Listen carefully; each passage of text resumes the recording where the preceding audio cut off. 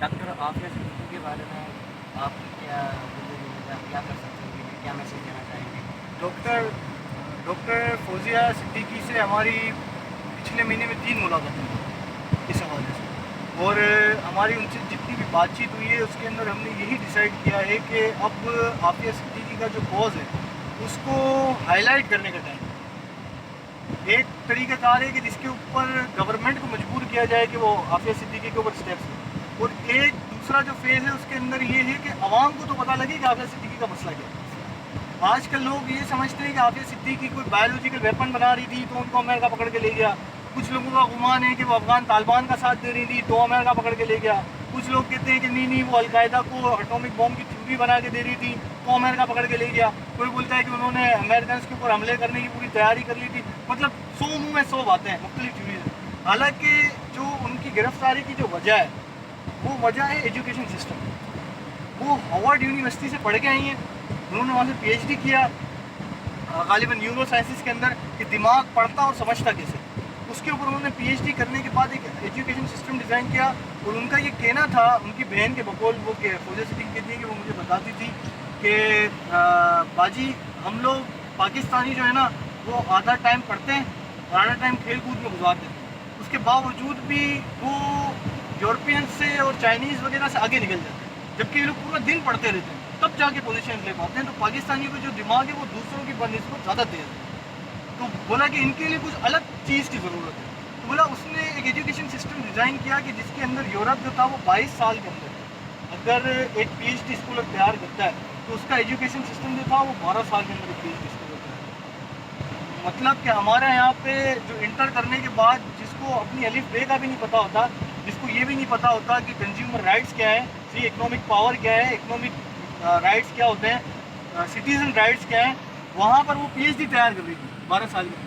اب بات یہ چھوٹی سی لگتی ہے، میں نے جب ان سے مزید ڈیٹیل پوچھی کہ آخر یہ ایسا کیسا پی ایچ ڈی ہوگا، تو انہوں نے کہا کہ انہوں نے جو قرآن کی جو آیات تھی نا ان کو فرسٹ کلاس سے لے کر 12 کلاسوں تک ڈیوائڈ کیا، اور اس کے اندر انہوں نے یہ اس چیز کے اوپر ریسرچ کی کہ صحابہ کس طریقے سے یاد رکھتے تھے قرآن کی آیات کو، تو ان کو پتہ لگا کہ صحابہ جو تھے وہ شان نزول سے یاد رکھتے تھے، تو انہوں نے ہر آیت کے پیچھے بیک گراؤنڈ پہلے بولا پڑھایا جائے گا پھر آیت آئے گی، تو انہوں نے اس کے اندر شان نزول ڈالا، پھر بولا کہ یہاں تک نہیں کہانی روکی، پھر انہوں نے ہر آیت کی تشریح کی، کیسے کہ یہ آیت سے سائنسی استدلال کیا ہو سکتا ہے، اس سے معاشرتی استدلال کیا ہو سکتا ہے، پھر انہوں نے اس کی مزید 8-10 تشریح کی اس آیت کی، جس کے اندر 4 مثال لے لیں ہم 8 تشریح کی، تو 4 تشریح جو تھی وہ کال کی تھی مطلب ماضی کی پاسٹ کی، اور 4 تشریح جو تھی وہ حال کی تھی مطلب فیوچر کی، صحیح۔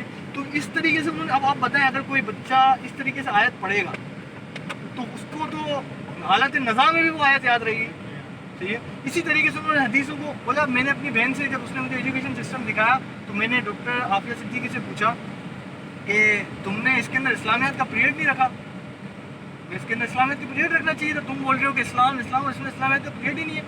تو بولا اس نے مجھے یہ جواب دیا کہ آپ کیا سمجھتی ہیں کہ کیا اسلام ایک سبجیکٹ ہے؟ یہ تو دین فطرت ہے، یہ تو انسان کے ہر لمحے میں موجود ہے۔ سائنس کی بات ہے تو قرآن بتاتا ہے سائنس کیا ہے، کہ قسم ہے اس جگہ کی کہ جو تاروں کو نگل لیتی ہے، تو اسٹیفن ہاکنگ آگے بتاتا ہے کہ یہ تو بلیک ہول کی بات ہو رہی ہے۔ اسلام تو ہر چیز کو ڈیفائن کرتا ہے۔ اگر اس بات کے عقلی دلائل اگر کوئی سجایا میدان میں سجایا جاتا ہے اور کوئی بات کی جاتی ہے کہ کافروں کا یہ دعویٰ ہوتا ہے کہ وہ کہتے ہیں کہ ہمیں کیسے زندہ کیا جائے گا قیامت کے دن جبکہ ہم مردہ ہو چکے ہوں گے، تو قرآن کہتا ہے کہ ہم نے تو تمہیں تب زندہ کر دیا جب تم تھے ہی نہیں، اب تو مٹیریل موجود ہوگا، پہلے تو تمہارا مٹیریل نہیں تھا، ہم نے تب تمہیں بنا دیا، تو جب مٹیریل موجود ہو تو تب بنانے میں کیا مسئلہ ہے، صحیح ہے۔ تو یہ انہوں نے ان چیزوں کو اس کے اندر ایڈ کروائے اور اپنی بہن کو یہ جواب دیا کہ اسلام تو دین فطرت ہے، ہم اس کو ایک سبجیکٹ کے اندر کیسے ڈال سکتے ہیں، صحیح ہے۔ تو بولا پھر اس نے مطلب اور اسی انہوں نے مجھے چند کتابیں دکھائی، صرف انہوں نے اس چیز کے اوپر جو کتاب تھی وہ ہارورڈ یونیورسٹی سے سرٹیفائڈ کتاب ہے ان کی، عافیہ صدیقی نے جو لکھی تھی، جس کے اندر انہوں نے صرف اس چیز کے اوپر پوری اتنی موٹی کتاب انہوں نے لکھ دی کہ ذہن سمجھتا کیسے، یہ بہت بڑا علم ہے، ٹھیک ہے۔ اور وہ کوئی ڈاکٹر مطلب لوگوں کو یہ بدگمانی ہے لوگ کہ وہ کوئی ایٹامک بم اور یہ ان کی اس فیلڈ کے اندر اسٹڈی ہی نہیں ہے، ان کی اسٹڈی کسی اور چیز کے اوپر ہے، ٹھیک ہے۔ یہ صرف اور صرف پروپیگنڈا ہے، ٹھیک ہے، عافیہ صدیقی سے قوم کو دور کرنے کے لیے۔ تو اب آپ کا یہ جو سوال تھا کہ ہم کیا کر رہے ہیں اس کے اوپر، تو ہمارا یہ مقصد ہے کہ یہ جو میں نے آپ کو جو باتیں بتائی ہیں یہ وقت کی کمی کی وجہ سے میں نے کم بتائی ہیں، بہت ساری ایسی باتیں جو میں آپ سے بھی یہاں پہ میں نہیں بتا پاؤں گا آپ کو ٹائم کی وجہ سے.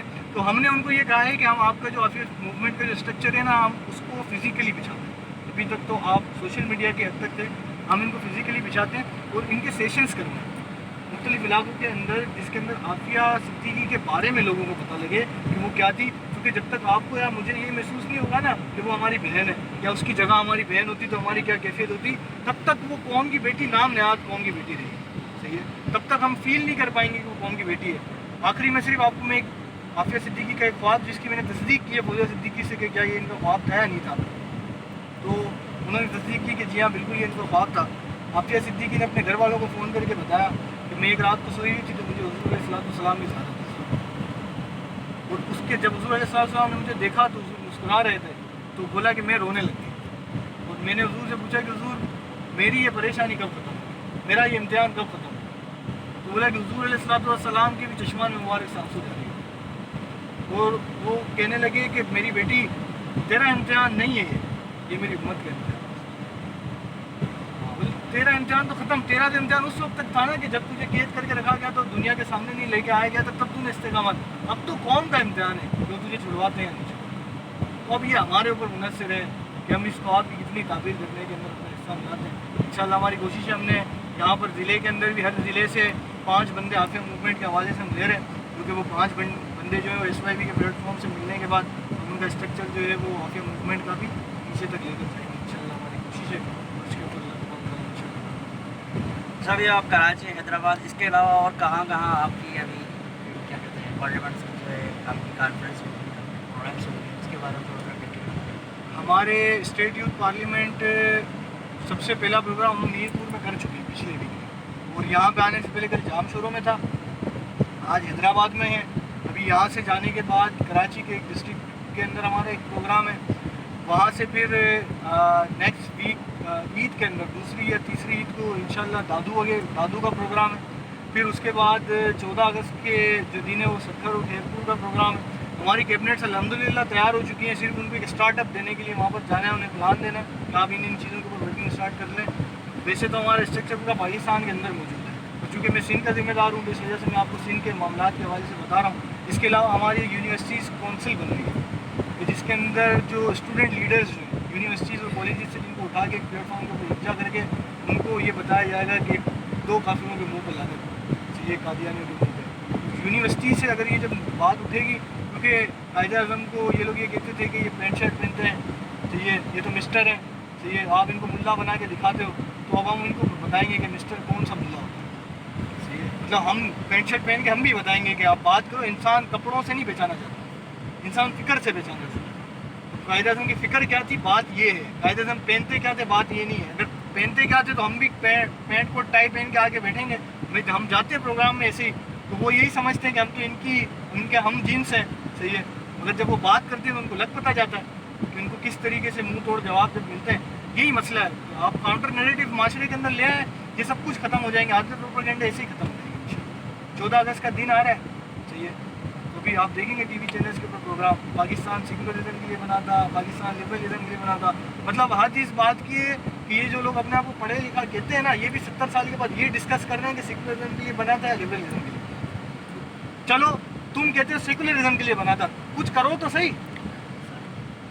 ہم نہیں مانتے سیکولرزم کے لیے بنا تھا، مگر تم بولتے ہو نا کہ ہم بڑے پڑھے لکھے لوگ ہیں، ہم بڑے دیانتدار لوگ ہیں اور ہم ہر کسی کا احترام کرتے ہیں، تو تم کچھ کر لو. ابھی تک تم نے اسلام تو آنے بھی نہیں دیا ہے.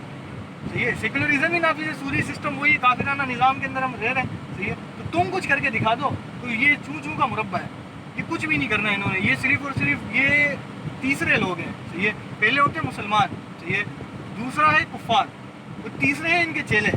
یہ جو لوگ ہیں نا یہ چیلے ہیں ان کے، یہ تیسرے لوگ ہیں. ورنہ یہ جو دوسرے لوگ ہیں نا یہ ہمیں اچھی طرح سے پہچانتے ہیں. صحیح ہے، اب آپ ہمیں کتنے ٹائم سے 7-8 سال ہو گئے، صحیح ہے، پر کبھی بھی پبلک اپیرنس نہیں دی جاتی ہے، میڈیا کوریج کیوں نہیں دی جاتی ہے؟ ہم نہیں سمجھتے. ہمیں بھی سب سمجھ میں آتا ہے، اتنے بھی نادان نہیں ہیں ہم. ہمیں بھی سمجھ میں آتا ہے کہ کون سا لے جا دل کی دنیا، کون سا دنیا داری ہے. صحیح ہے، تو یہ صرف اور صرف یہ کفار کے سارے چیلے ہیں. وہ ایسے مفتی کبیر جیسے علماء کو بلایا جاتا ہے، صحیح ہے، اور ان سے علماء کی ترجمانی کی جاتی ہے. یہ صرف ان کا ایک پروپیگنڈا ہوتا ہے جس کے ذریعے یہ قوم کو صرف معاملات کو الجھائے رکھنا چاہتے ہیں. انشاءاللہ ہم ان کانسپیریسی تھیوریز کے اوپر بھی کام کریں گے اور ان کو ختم کرنے کی کوشش کریں گے. جی ناظرین، یہ تھے ہمارے ساتھ دانیال صاحب، پریزیڈنٹ صاحب، اور ان کا سب سے بڑا موقف یہی ہے کہ ہم ابھی زندہ ہیں اور ہماری آواز جو ہے بلند ہونے والی ہے عنقریب، اور آپ لوگوں کا بھرپور ساتھ چاہیے ان کے لیے، ان کو کامیاب ہونے کے لیے. کیمرہ مین ولید خان کے ساتھ محمد نعمان خان، جی ہاں نیوز، حیدرآباد.